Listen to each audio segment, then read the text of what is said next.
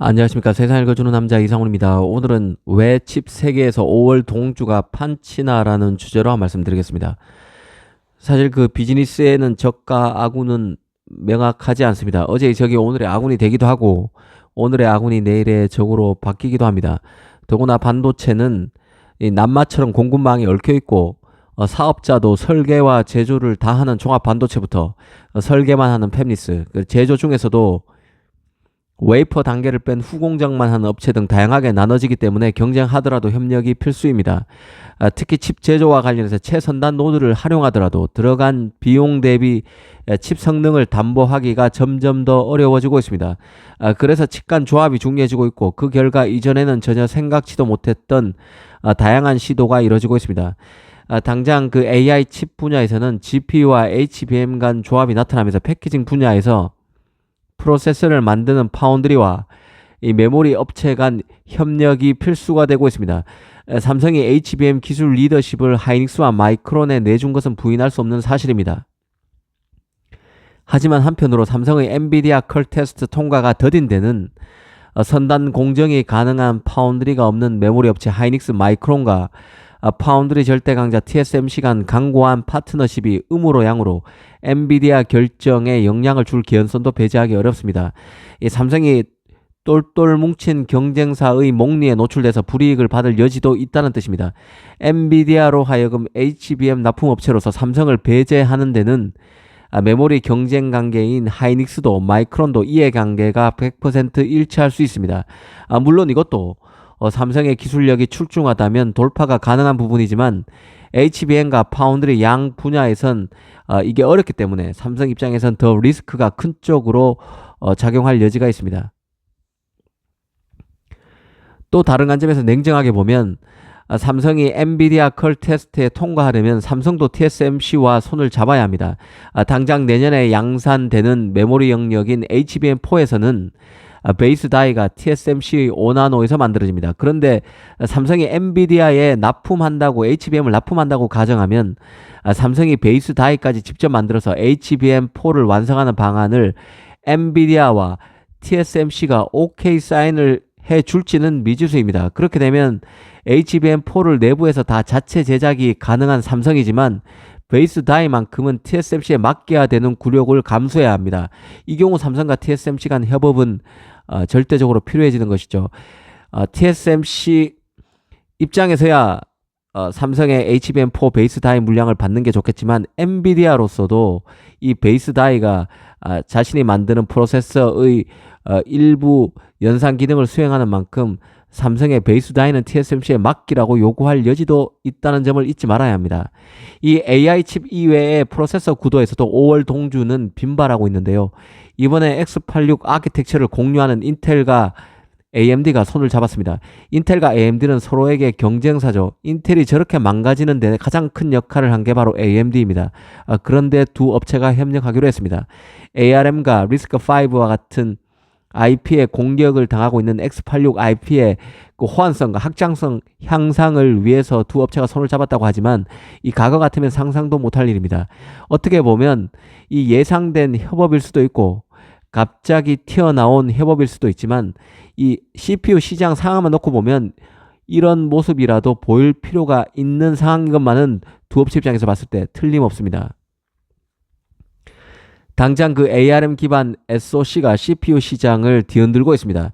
애플의 M 시리즈에 이어서 이번에는 퀄컴의 스냅드래곤 X 엘리트와 같은 칩이 나왔습니다. 특히 올 연말이면 이 퀄컴과 칩셋 업체인 퀄컴과 운영업체 업체인 마이크로소프트 MS 간에 윈도우 플랫폼용 ARM 기반 칩셋을 출시하는 독점 계약이 끝납니다.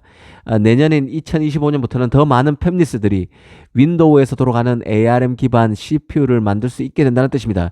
이미 엔비디아 미디어텍이 ARM 기반 3나노 CPU를 출시한다는 얘기가 이 확정적으로 시장에서 나오고 있고 심지어 위기감을 느낀 X86 계열의 AMD마저도 ARM 기반 CPU를 설계할 것이란 보도도 나오고 있습니다. 인텔이나 AMD나 위기감이 클 수밖에 없는데요. AI 칩인 GPU 분야에서는 엔비디아 추격이 어려운 상황인데 이 자신의 텃밭인 CPU에서는 ARM CPU가 점점 시장을 잠식할 상황이기 때문에 그렇습니다. 특히 그 엔비디아의 차세대 GPU 블랙엘 인기가 예사롭지 않은 상황입니다. 이미 팹리스가 엔비디아의 칩을 주문해서 칩을 받아보기까지 이미 팹리스가 여기서 팹리스라는 것 빅테크가겠죠. 수요 엔비디아 GPU의 수요 업체니까 빅테크가 되겠습니다. 이 빅테크 같은 업체들이 엔비디아의 칩을 주문해서 실제 GPU를 받아보기까지 걸리는 시간, 이 리드 타임이라고 하죠. 이 리드 타임이 1년이나 걸릴 만큼 지금 블랙엘 인기가 좋습니다.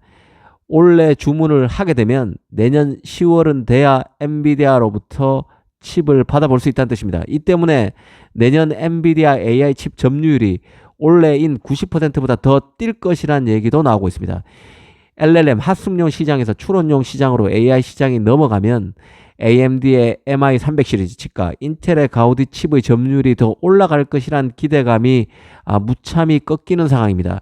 이런 판에 CPU 시장에서도 엔비디아가 다시 들어오기 때문에 들어오기 위해서 호시탐탐 기회를 노리니 인텔과 AMD가 서로에게 강만 내세우기도 애매해져 버렸습니다. 이미 이번 인텔과 AMD의 자문그룹 설립, 이 흐름은 이런 배경의 산물로 볼 수 있을 것이란 생각입니다. 사실 지금 AI 시장에서 벌어지고 있는 빅테크와 엔비디아 간 협업도 냉정히 보면 가슴에 칼을 품고 있는 협업에 가깝습니다. 이 생성형 AI인 챗GPT가 혜성처럼 등장하면서 생성형 AI 기반이 되는 대규모 언어 모델 LLM을 학습 및 운영하려면 슈퍼컴퓨팅이 필요한 것이죠. 이 LLM 연산에는 GPU가 필수입니다. 그래서 빅테크들은 개당 4, 5천만 원 하는 GPU를 수만 대씩 사들이고 있습니다. 실제 MS 같은 경우 칩 부족으로 경쟁사인 오라클과 제휴해서 오라클에 남는 GPU를 빌려서 AI 서비스를 제공할 정도입니다. 하지만 그렇게 많은 돈을 투입하려니 속이 쓰릴 수밖에 없는 것이죠. 일단 AI 경쟁에서 밀릴 수 없기 때문에 천문학적 돈을 칩 구매를 위해서 엔비디아에 상납하고 있는 빅테크지만 한편으로 자신의 칩을 직접 설계하기 위해서 애쓰고 있는 게 빅테크이기도 합니다. 자신만의 비즈니스에 최적화된 칩을 만들면 엔비디아의 몸값은 추락이 불가피할 것입니다. MS가 엔비디아의 GPU를 대신할 자신이 직접 설계한 칩인 마야를 공개하고 구글, 아마존이 자체 칩을 선보이는 것은 다 이런 이유 때문일 것입니다. 지금은 서로 필요해서 손잡았지만 서로를 극복할 수 있어야, 넘어설 수 있어야 지속적인 생존이 가능한 게 현재 칩 세계의 플레이어들입니다. 이 엔비디아의 경우도 서버 클라우드 업체들에게 당하기만 하지는 않을 것입니다. 자신에게 비수를 꽂기 위해서 준비를 하고 있는 게 바로 빅테크들이죠. 이미 GPU 시장을 틀어진 엔비디아의 경우는 여기에서 더 나가서 AI 클라우드 소프트웨어로 확장하려는 움직임도 있습니다. 엔비디아는 이미 클라우드 기반 AI 소프트웨어인 DGX 클라우드를 내놨습니다. GPU에서 확보한 압도적인 시장 지배력을 클라우드 소프트웨어 사업 확대로 연결시키려고 하고 있는 게 바로 엔비디아입니다. 엔비디아가 기존 대형 클라우드 업체들을 위협하는 것으로 볼 수도 있는 대목입니다. 이런 시장 구도를 하나의 키워드로 집약한다면 바로 5월 동주라는 생각입니다. 서로가 서로를 전략적 파트너로서 협력하면서도 서로의 의존도를 낮추기 위해서 발버둥 치고 있는 게 지금 칩 세계의 생태계입니다. 그 과정에서 시장 구도에 많은 변화가 생길 수 있다는 생각입니다. 감사합니다.